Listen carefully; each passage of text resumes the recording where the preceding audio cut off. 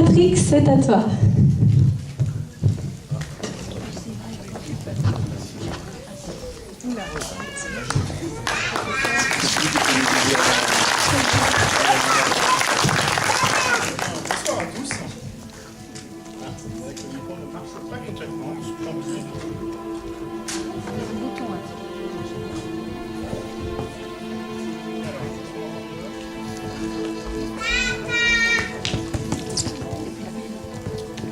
Alors, très bien. Bonsoir à tous. Ce soir, ce que je vais vous présenter s'éloigne un petit peu de la magie classique et s'approche plus du mentalisme, voire de l'expérience scientifique. Comme vous le savez tous, peut-être, nous utilisons régulièrement que 10 à 20% des capacités de notre cerveau. Dans certains cas, il est possible de dépasser cette capacité, d'utiliser plus que ces 10 à 20%, parfois même à notre insu.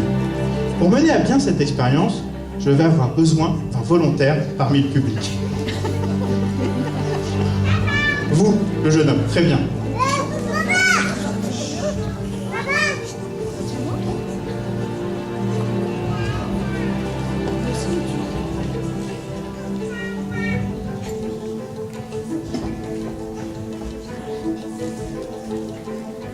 Comment vous appelez-vous? Théo. Très bien. Vous pouvez tous applaudir Théo. L'expérience de ce soir se déroulera en 3 phases. J'expliquerai chaque phase au fur et à mesure. Pour cela, je vais utiliser différents objets. Pour commencer, je vais utiliser un vieux dictionnaire, français-latin. C'est le dictionnaire que j'utilisais lorsque j'étais étudiant, un dictionnaire tout à fait normal. Est-ce que vous parlez couramment le latin? Non, très bien, cela va m'aider. Est-ce que quelqu'un pourrait apporter un micro à Théo? Cela nous faciliterait les choses. On prend le micro, peut-être qu'il est branché. Non. Tant pis. Théo, je vais te demander de me dire stop à un moment, où tu veux. Où tu veux. Top. Sur ces pages, il y a des mots en latin et leur définition. Sur cette page, je vais te demander de regarder le dernier mot latin qui est défini. Sur celle-là. Non, tu ne le dis pas, tu le lis dans ta tête. Le dernier mot latin, pas le dernier mot de la page, hein, le dernier nom latin dont on trouve la définition sur cette page. Tu l'as. Alors, il y a des mots et leur définition. Tu prends le dernier mot dont on trouve la définition sur cette page. Par exemple, si c'était Quo Vadis, tu prendrais Quo Vadis, définition qui vient. Donc là, il y a un mot en latin, le dernier, et sa définition. Est-ce que tu l'as? Très bien. Alors tu vas me regarder. C'est un mot plutôt long, je dirais. Il commence par la lettre I. Je ne pourrais pas dire exactement le nombre de lettres qui le composent, mais je dirais qu'il finit par un A. C'est un mot qui sied bien à la jeunesse. C'est un mot, je vois, qui pourrait se rapprocher d'un mot français. Insolence peut-être, insolentia en latin. C'est bien ça? Est-ce que tu peux confirmer au public?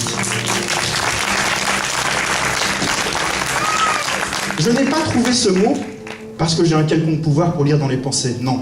En fait, c'est ton cerveau qui m'a donné cette réponse.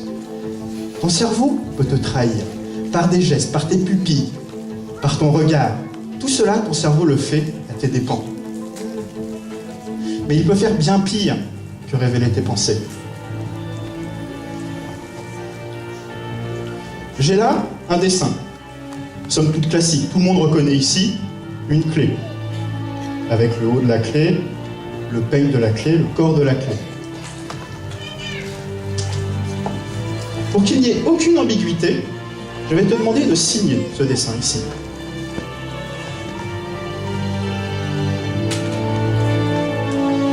Tout le monde dans la salle peut regarder ce dessin.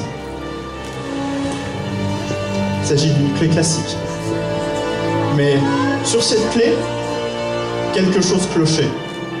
Est-ce que tu te rappelles ce qui clochait avec cette clé? Un détail? Une idée? C'est bien ta signature. Est-ce que tu peux prendre le dessin, le montrer à tout le monde? Un détail a été caché par votre cerveau. Regarde donc cette clé. Le pen de la clé n'est pas à la bonne place. Ton cerveau, en plus de trahir tes pensées, peut te tromper. Il te fait croire que ce que tu vois n'est pas exactement ce que tu penses. Tu es tellement habitué à voir cet objet usuel sous sa forme correcte que si on ne te démontre pas que l'objet est faussé, tu le vois correctement. Tu vas me dire, avec un dessin, c'est facile. Mais on peut faire pire. J'ai ici une clé réelle. Tu vas bien écouter ma voix. Tu vas regarder cet objet. Et regarder mes gestes. Avec mes gestes, je vais souligner les incohérences de cet objet. Est-ce que vous voyez tous à peu près cette clé dans le public? Regarde bien mes gestes. Tu vas avoir l'impression que des morceaux de cette clé bougent. En fait, tout ce que je fais par mes gestes, c'est souligner les incohérences que ton cerveau a déjà vues. Et pourtant, cette clé, dès le début, était comme ça. Elle n'a pas bougé d'un poil. C'est une forme d'hypnose. Uniquement par mes gestes et par ma voix, je t'ai fait passer cet objet pour quelque chose qui ne l'était pas. La moralité de cette expérience, c'est qu'il faut toujours se méfier de ce que l'on voit. Mais la chose la plus importante, c'est qu'en magie, c'est vous l'élément indispensable. C'est grâce à vous que nous pouvons rendre possible l'impossible. Merci. Tout le monde peut applaudir Théo. Et je vous demande également de faire un triomphe à Patrick. Merci beaucoup, Patrick.